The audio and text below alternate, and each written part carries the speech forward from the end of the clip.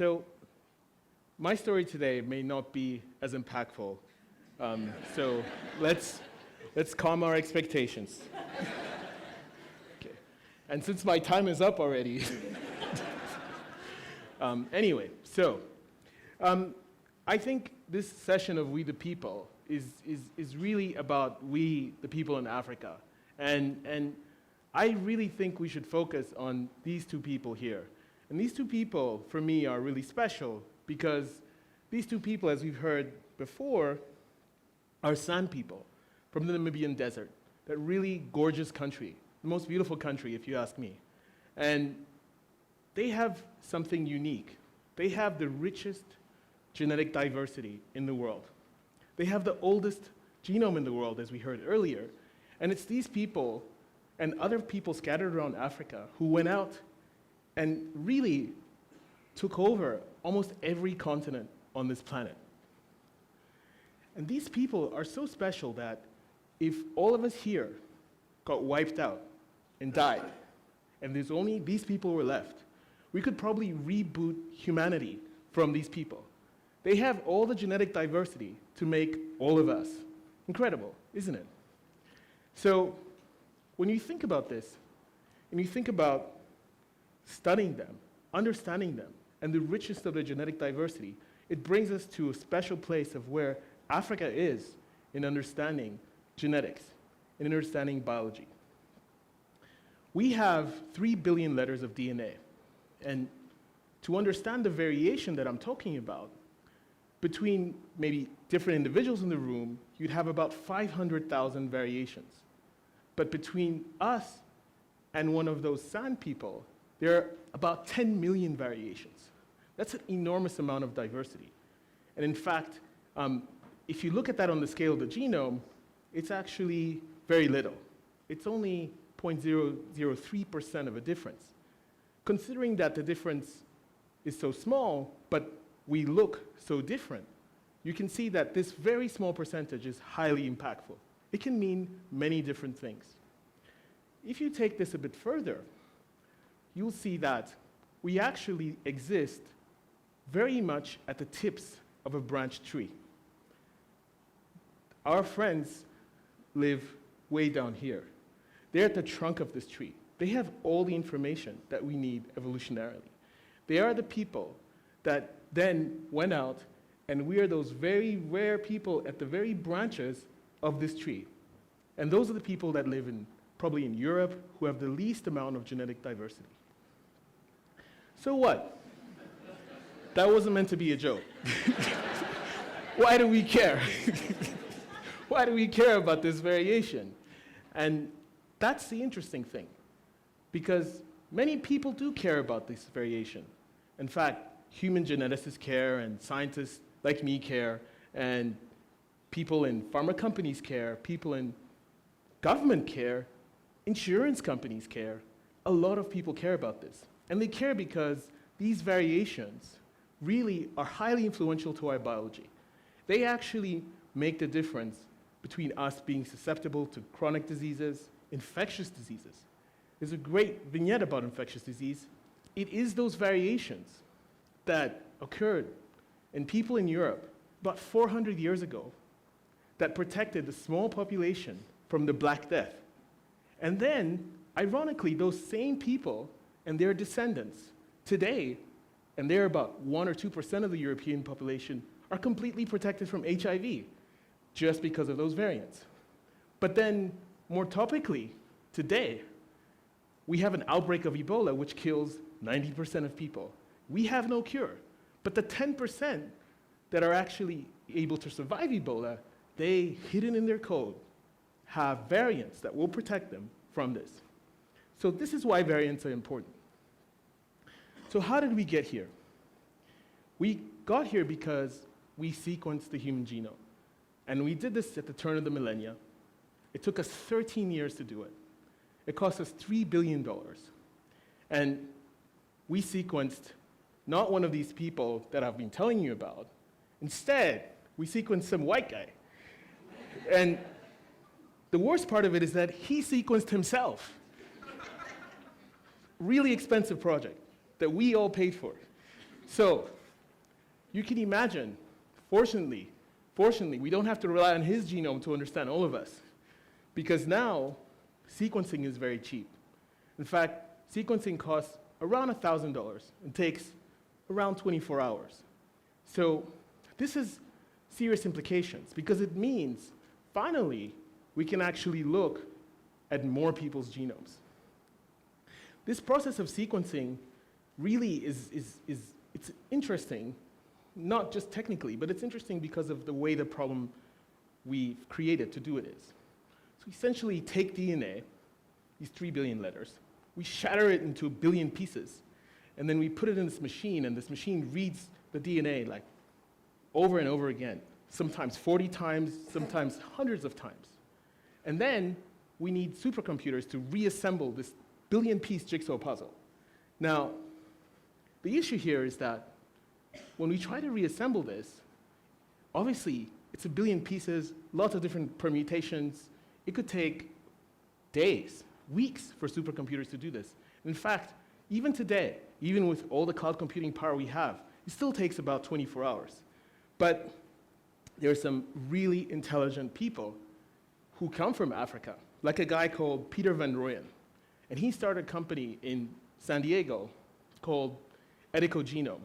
And he's developed a chip that, check this out, it reassembles the genome in under 5 minutes. And that's today. Now you see, all these developments are subject to Moore's law. And some of you have heard of Moore's law. This is the law that actually every 18 months we double in speed and computer power, and it costs half the price. And we're improving at even faster rate than that. So what that means is, today it's 4 minutes, but by the end of the decade, we could be doing this at Gattaca speed. In other words, it could be almost instantaneous that we are reassembling a genome. Now, the problem we have is the number of genomes we have sequenced. And that's a serious problem, because right now, there's only 100,000 genomes sequenced. And there's less than 1,000 African genomes that have been sequenced. So our knowledge of this diversity is pitiful. It's actually basically non-existent. And even more serious than that, what we would like to do is we'd like to take that information of all these variants and link them to the biology, link a variant or a group of variants to people's physical traits, to their health, to their height, to their weight, to what the environment can do on them, to how they'll survive chronic disease. In fact, the interesting thing here is that if we were going to look at this variation at 0.03%, and we only have that percentage of the world's population sequenced, you can see that this would be a really serious challenge.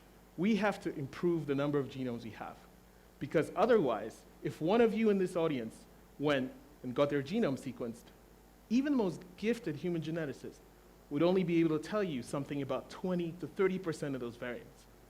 So that's kind of a serious problem. And for us, what we are trying to do is to develop really important algorithms. And these algorithms enable us to do something that maybe you've seen before. It's called canopy clustering. And you know, I don't want to point to any people in the audience, but you're doing that Google search, and you start typing P, and then you start typing O, and you start typing R, and you know, based on your search history and your search patterns, some people get porn, and other people get Portugal. So this is the kind of computational challenge that we are all working on. And what's interesting about it is that if we can crack this code, if we're able to do this at the greatest source of variation, from here in Africa, where it's the richest, then we can actually link variants to biology in an unprecedented way. It'll change not only medicine, it'll not only make it personalized, it'll actually transform the structures, the social structures of human society. If you think about it, you may actually choose your mate in the future based on the variants they have, because you may have variants that make you behave in a certain way. So the importance of understanding these variants isn't something that's lost on everyone else.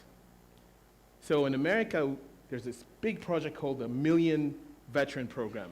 And the US military is basically embarked on a strategy to sequence 1 million people, 1 million veterans.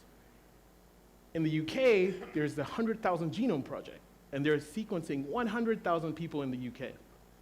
In Norway, every newborn baby is planned to be sequenced from now on, the entire genome. And when we think about this, we start to understand that even if they did this, that tree is still only being sequenced at the tips of the branches. In the trunk, we still have no information. So we are in a very special place, because when we embark on this kind of a project here, we'll have information that'll change everything in the tree. And so you can imagine that this is really an important social and ethical problem. But I'm just here to tell you about it so you can think about it. And I don't really have clear solutions of how society should react when, for example, you find out that your child is going to be 6'1" and is going to die of Alzheimer's at 55. So those are difficult questions to answer. But I think there's a very positive side to all of this. And the positive side starts with this really interesting story that many of you may have heard of. And this interesting story really is around a boy called Nicholas Volker. Nicholas was 2 years old in 2009, and he was running around in his garden, and he got cut on his leg. And from this cut, what happened is he got really, really sick. He got sepsis. In fact, he got so sick that he had to make over 800 hospital visits. He had 160 surgeries. At one point, Nicholas weighed 7 kilograms. He was close to death. Doctors took out his entire colon. And with really no hope, what happened is they met a doctor at the University of Wisconsin. And he said, you know, I really think the reason that Nicholas has this is because he has some sort of variant in his genome that's actually making him have this horrible immune reaction. So they sequenced his genome.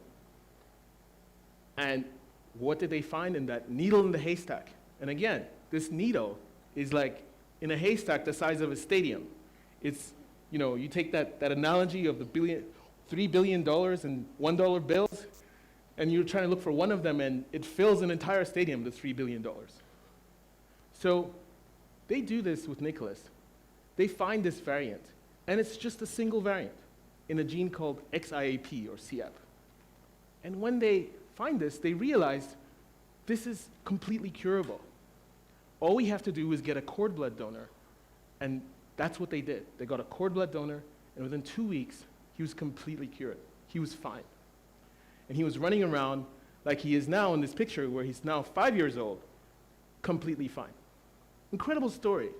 And there's a million stories like this that can be told if we're able to harness and unleash this technology. As I said, we sit in a very unique position. And our unique position is this: we have the power to not only cure ourselves, but to know about our future by this type of information. There's a lot of ethical questions around this. And the real question I have for you is the following. Would you want to know? Would you really want to know how tall you are, whether you can be a heavyweight, like we just heard, or a lightweight, or there were things that you shouldn't eat because they wouldn't be so good for your health? Or would you want to know how you respond to drugs? And you see, this is the conundrum. Because here in South Africa, we have the highest burden of HIV in the world. And yet, the drugs to develop this are developed in North America, in Europe, in Japan. And these drugs, these first-line drugs, because of the genetics of people here, where there's the richest diversity of genetics, only work in 2 in 5 people. So we're not even designing drugs that are made for this population. So the question still remains, would you really want to know? Would you want this to be part of your medical record that sort of follows you around? So I'll take you back about 100 years ago. It's a really disruptive technology. And it came from a woman who was one of the first women to win the Nobel Prize, Marie Curie. And she, through her work, developed things that led to the X-ray. And the X-ray allowed us to peer for the very first time inside the living human body. And it allowed us to be able to see at a resolution that was unprecedented, inflection point in medicine.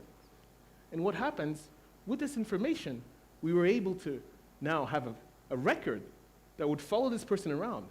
I'm sure your X-rays are in your personal medical records. In fact, I'm sure your doctor can read them. They're trained to read them. A nurse can read them. Even the guy who comes to pick you up in an ambulance can read a crude X-ray. So the training in this is very deep. And your insurance company, the government, everyone will pay for you to have an X-ray. So the question really becomes, would you want to know about your broken arm with the X-ray? And you probably would. And we're on the cusp of a revolution now, where we are going to have unprecedented resolution of our biology. And really, the key question here is, what do you want to know? And what is the answer to that question if we were to go 100 years into the future and look back and say, well, why didn't we know? Why did you not want to know? And so I leave you with that sort of philosophical conundrum. And I also leave you with the idea that we really, really should pay attention to the tremendous, tremendous diversity and natural resource that we have here in South Africa, here in Southern Africa, here in all of Africa, that we the people have in people like this. Thank you.